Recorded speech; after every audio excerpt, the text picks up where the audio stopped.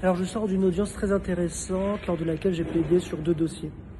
Ce sont des dossiers qui sont des dossiers de travail dissimulé. En effet, vous avez des salariés qui ont été embauchés au cours de l'année 2021, qui étaient en télétravail, qui travaillaient à 100%. Ils ont été embauchés pour l'un avril 2021, pour l'autre en juin 2021. En septembre 2021, ils voient sur la première fois sur leur bulletin de salaire qu'ils sont payés en activité partielle à 100%. Alors que eux, ils étaient tout simplement, ils travaillaient à 35 heures normalement. Ils ont remarqué aussi que les sommes qui étaient versées sur leur compte en banque n'étaient pas les mêmes que celles qui étaient déclarées sur les bulletins de salaire, que les sommes nettes déclarées sur les bulletins de salaire. Donc concrètement, il y a de la fraude. Il y a de la fraude à l'URSSAF, c'est évident.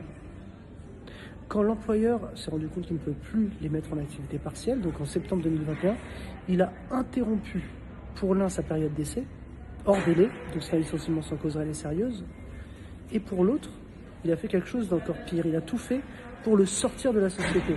Donc d'abord, il a convoqué un entretien préalable de licenciement. Sur cette première convocation, c'est une convocation pour une insuffisance professionnelle, sauf qu'il n'a pas mis de date pour l'entretien préalable. Et ensuite, une semaine après se rendant compte de son erreur, il a envoyé un courrier. Dans la même enveloppe, il y avait un avertissement pour une absence injustifiée et aussi une convocation à un entretien préalable pour cette même absence injustifiée. Donc vous avez en droit le principe de non bis in idem.